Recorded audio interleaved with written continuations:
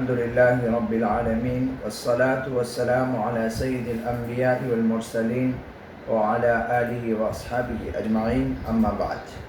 أعوذ بالله من الشيطان الرجيم. بسم الله الرحمن الرحيم. قل أعوذ برب الفلق من شر ما خلق ومن شر غاسق إذا وقب ومن شر النفاثات في العقد ومن شر حاسد إذا حسد. صدق اللہ العظیم. محترم ناظرین، آج کے اس پروگرام میں ہم سورہ فلق، اس کا ترجمہ، اس کا شان نزول، اس کا زمانہ نزول، اسی طرح اس کی مختصر تشریح و توضیح پیش کریں گے انشاءاللہ تعالی.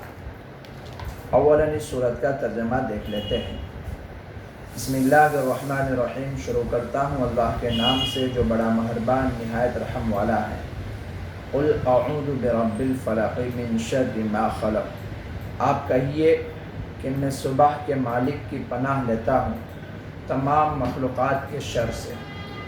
آپ کہیے کہ میں صبح کے مالک کی پناہ لیتا ہوں تمام مخلوقات کے شر سے. ومن شر غاسق اذا وقب. اور اندھیری رات کے شر سے جب وہ رات آ جاوے.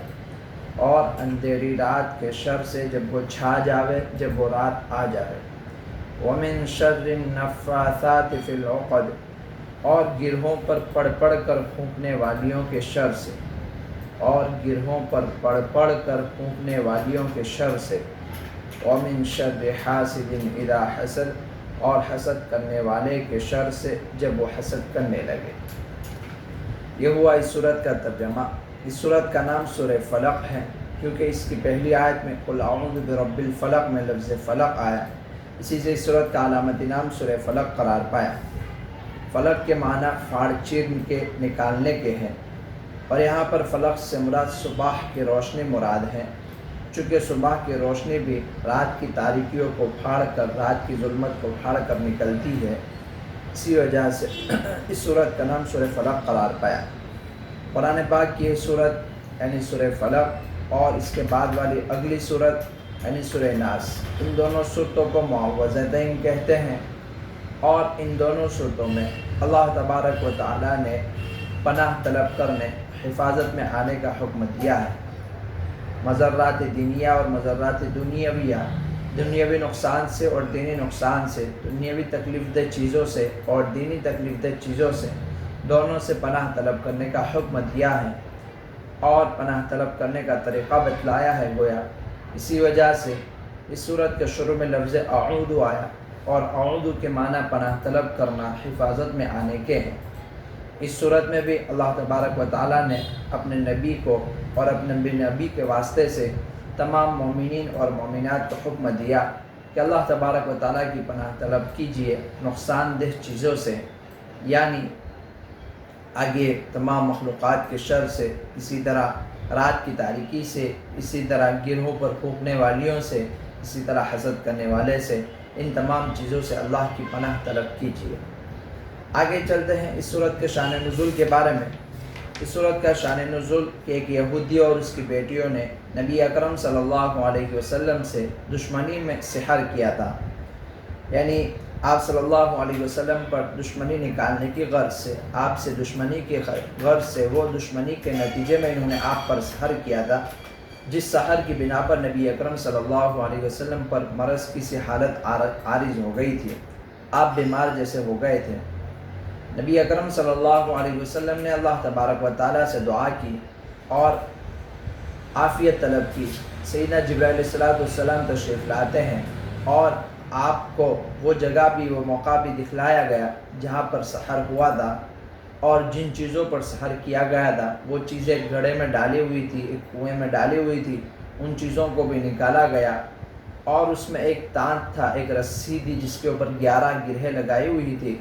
چونکہ ان دونوں صورتوں کو لے کر نازل ہوئے اور ان دونوں صورتوں کی مجموعی آیات 11 ہوتی ہیں. سیدنا جبرائیل علیہ السلام ایک ایک آیت تلاوت کرتے جاتے تھے اور وہ گرہیں کھلتی جاتی تھی. اس طرح نبی اکرم صلی اللہ علیہ وسلم کو مکمل شفا ہوئی. تو گویا کہ اس موقع پر اس سورت کا نزول ہوتا ہے. زمانہ نزول کی بات کریں کہ اس سورت کا نزول کب ہوا. عامةً مفسرین کا کہنا ہے کہ اس سورت کا نزول مدنی ہے، یہ صورت مدینہ منورہ میں نازل ہوئی، ہجرت کے بعد یہ صورت نازل ہوئی اس واقعے سے، چونکہ جو واقعہ صحت جو پیش آیا تھا وہ مدینہ منورہ میں پیش آیا تھا، لیکن بعض مفسرین نے اس کو مکی صورت کہا ہے اور ان صورتوں کا نزول ابتدائی دور مکہ میں نازل ہونا بتلایا ہے۔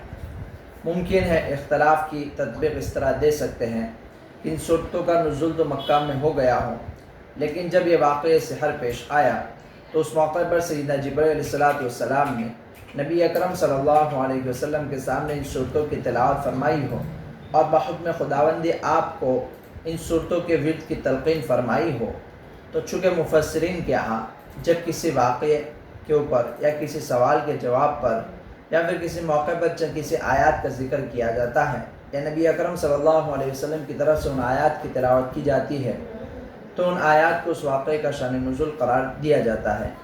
خیر اسی وجہ سے یہاں پر اس صورت کا شان نزول بھی یہ قرار دیا ہو سکتا ہے اسی وجہ سے مفسرین کے مابین اختلاف ہو گیا ہو، کچھ لوگوں نے اس کو مکی کہہ دیا ہو تو کچھ لوگوں نے مدنی کہہ دیا ہو، دونوں میں تطبیق ممکن ہے۔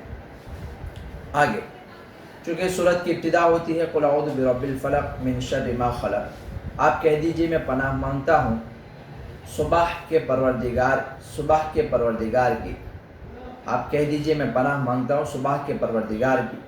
فلق کے معنی صبح کے ہیں یہاں پر، ویسے فلق کے لغوی معنی پھاڑنے کے اور چیرنے کے ہیں، چونکہ صبح بھی رات کی تاریکیوں کو پھاڑ کر نکلتی ہے، اسی وجہ سے یہاں پر فلق کہہ دیا، فلق کے معنی صبح مراد لیا۔ ویسے فلق سے تمام مخلوقات بھی مراد ہو سکتی ہے، کیونکہ جمعی مخلوقات کے پیدا ہونے میں کہیں نہ کہیں پھٹنے کا اور ابھرنے کا ذکر ہے، اسی طرح سے گٹھلی یا اسی طرح یہ جیسے گٹھلی وغیرہ پھٹتی ہے، جب دانہ پھٹتا ہے، بیج پھٹتا ہے تو اس سے نباتات اگتے ہیں، اسی طرح حیوانات اور اسی طرح انسان وغیرہ کے انڈے یا پھر رحم کی پردوں وغیرہ کے پھٹنے سے انسان اور حیوانات وغیرہ پیدا ہوتے ہیں۔ خیر اس سے جمعی مخلوقات بھی مراد ہو سکتی ہے۔ اور فلق کے معنی صبح کے ہیں، فلق کا ذکر اسی لیے کیا کہ اصل اللہ تبارک و تعالیٰ کے پورے نظام میں رات اور دن کا پیدا ہونا، رات اور دن کا آنا جانا، یہ بہت بڑی علامت ہے۔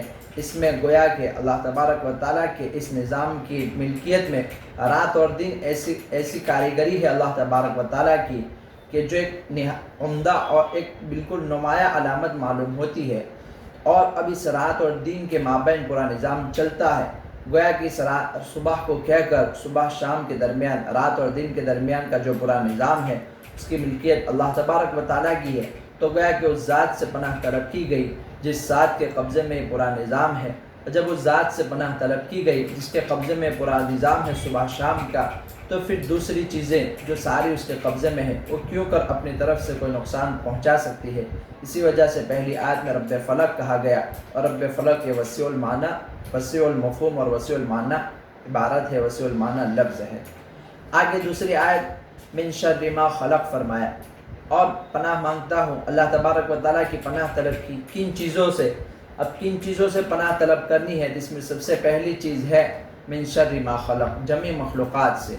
جمعی مخلوقات کہہ کر یہاں پر یہ بھی بڑا وسیع المعنی وسیع المفہوم لفظ ہے کہ جمعی مخلوقات کہہ کر گویا کہ اس میں تمام چیزیں شامل ہو گئی، کیونکہ دنیا کی کوئی چیز ایسی نہیں جو اللہ کی مخلوق نہ ہو، جس کو اللہ نے پیدا نہ کیا گیا ہو۔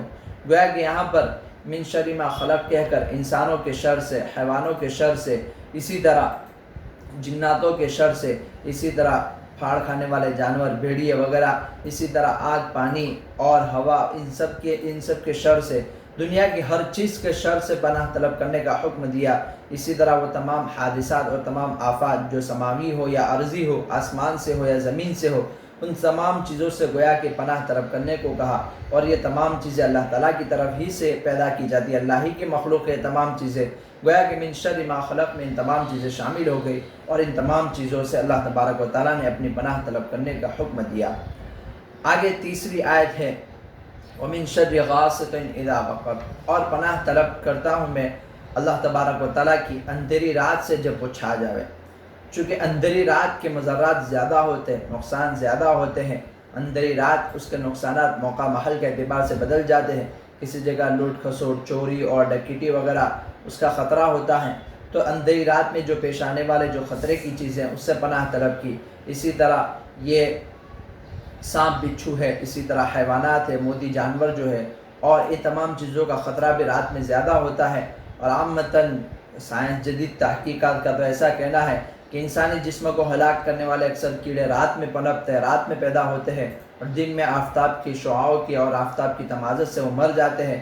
گویا کہ رات کے نقصانات بھی زیادہ ہوتے ہیں۔ رات کی تاریکی جب چھا جاتی ہے تو اس کے نقصانات بھی بڑھ جاتے ہیں۔ تو اللہ تبارک و تعالیٰ نے ان رات کی تاریکیوں سے بھی پناہ طلب کرنے کا حکم دیا کہ جب رات کی تاریکی چھا جائے تو اس کے نقصانات بھی بڑھ جاتے ہیں، آدمی کو اس سے بھی پناہ طلب کرنے کا حکم دیا۔ آگے آخری آیت ہے وَمِن شَرِّ النَّفَّاثَاتِ فِي الْعُقَدِ، اور پناہ طلب کرتا ہوں میں اللہ تبارک و تعالیٰ کی گرہوں میں پھونک مارنے والیوں سے۔ پھونک مارنے والیوں سے مراد یہاں پر وہ عورتیں یا وہ نفوس یا وہ جماعتیں مراد ہیں جو جادو وغیرہ کرنے کی غرض سے تانت، رسی یا پھر اسی طرح بال وغیرہ ان چیزوں کے اوپر وہ پھونک مار کر گرہ لگاتے، جادو کرنے کی غرض سے جادو کرتے ہیں اور پھر پھونک مار کر ان چیزوں پر گرہ لگاتے ہیں سحر کی غرض سے۔ تو ان چیزوں سے بھی پناہ طلب کرنے کا حکم دیا کہ جب ایسی چیزیں ہوتی ہیں تو انسان کے لیے تکلیف کا باعث ہوتی ہے، تکلیف دہ ہوتی ہے، تو ان چیزوں سے بھی اللہ تبارک و تعالیٰ نے پناہ طلب کرنے کا حکم دیا۔ آگے آخری آیت ہے وَمِن شَرِّ حَاسِدٍ إِذَا حَسَدَ، میں پناہ طلب کرتا ہوں حاسد کے شر سے جب وہ حسد کرے۔ یہ حسد ایک بہت بری بیماری ہے، ایک ایسی کیفیت ہے جو انسان کے دل میں ہوتی ہے اس وقت جب انسان اپنے کسی بھائی کے پاس کوئی مال دیکھتا ہے، کوئی چیز دیکھتا ہے، اللہ تعالیٰ کی کوئی نعمت میں کسی کو دیکھتا ہے تو انسان حسد کرتا ہے، یعنی اپنے دل میں خیال کرتا ہے کہ وہ نعمت اس کے پاس سے ختم ہو جائے، چاہے اپنے پاس آئے نہ آئے لیکن اس کے پاس سے وہ نعمت ختم ہو جائے۔ تو یہ سوچ انسان کی، اسی کو حسد کہتے ہیں، اور یہ بہت بری بیماری ہے۔ حسد ایک حکماء کا کہنا ہے کہ حسد ایک ایسی آگ ہے کہ جس سے انسان، جو حسد کرنے والا سب سے پہلے خود اس میں جلتا ہے۔ یہی حسد تو تھا جو ابلیس کو، سیدنا آدم علیہ السلام کو یہی حسد ہوا تھا، جس کی وجہ سے وہ خود بھی راندے درگاہ ہوا اور آپ کو بھی، یعنی سیدنا آدم علیہ السلام کو بھی مصیبت میں لا کر چھوڑ دیا۔ اور یہی حسد تھا جس کی وجہ سے زمین میں سب سے پہلا خون ہوا، قابل کو حابل سے جو تکلیف ہوئی تھی وہ یہی حسد ہی کی وجہ سے کہ قابل نے حابل کا قتل کر دیا اور خود بھی جہنمی بنا اور اپنے بھائی مظلوم کے قاتل بھی بنا۔ خیر، تو یہ حسد بہت بری بیماری ہے۔ اللہ تبارک و تعالیٰ نے اس حاسد کرنے والے کے شر سے پناہ طلب کرنے کا حکم دیا کہ اے اللہ ہم تجھی سے مدد طلب کرتے اور تجھی سے فریاد اور استغاثہ کرتے ہیں کہ تو نے ہمیں جو نعمتیں دی ہیں اس کے اوپر جو حسد کرنے والے، ان حسد کرنے والے کے شر سے تو ہماری حفاظت فرما۔ خیر، اس میں ایک پہلو یہ بھی ہے کہ اس آیت کریمہ میں اللہ تبارک و تعالیٰ نے تعلیم دی کہ انسان کو دعا کرتے رہنا چاہیے اور اس بات سے پناہ طلب کرتے رہنا چاہیے کہ اپنے دل میں حسد جیسی بری صفت اور بری بیماری پیدا نہ ہو جائے۔ آدمی کے دل میں اگر حسد پیدا ہو جائے گا تو بہت بری بیماری ہے، چونکہ یہی حسد تھا جس کی وجہ سے یہود نبی اکرم صلی اللہ علیہ وسلم کو نبی برحق ماننے کے باوجود بھی آپ پر ایمان نہیں لائے اور آپ کی بات نہیں مانی، تو اسی حسد ہی کی وجہ سے سب ہوا تھا۔ اللہ تبارک و تعالی ہمیں ایسی بری بیماریوں سے ہمارے حفاظت فرمائے۔ آخر میں سورت کا خلاصہ ذکر کر کے آج کے اس پروگرام کو ختم کرتا ہوں کہ اس سورت میں اللہ تعالیٰ نے اپنی ایک صفت بیان فرما کر 4 چیزوں سے پناہ طلب کرنے کا حکم دیا، 4 چیزوں کے شر سے پناہ مانگنے کا حکم دیا۔ اپنی صفت اللہ تعالیٰ نے فرمائی کہ رب الفلق، اس کو ذکر کر کے 4 چیزوں سے پناہ مانگنے کا حکم دیا، 4 چیزوں کے شر سے۔